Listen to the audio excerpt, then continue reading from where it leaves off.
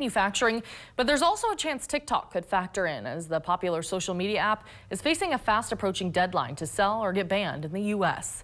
National correspondent Matt Galka reports from Washington.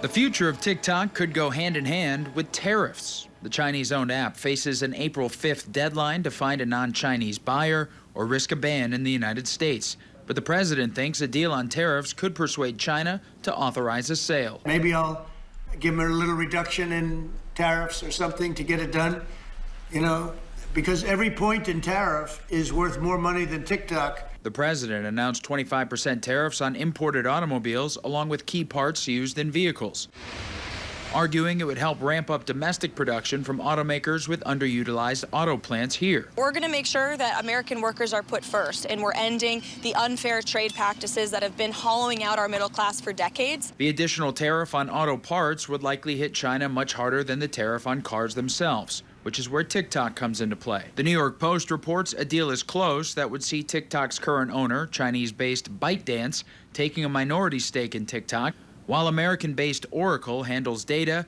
and other non-Chinese-based companies form a majority stake. The app faces a ban over national security concerns, with claims the Chinese government can use it to spy on Americans.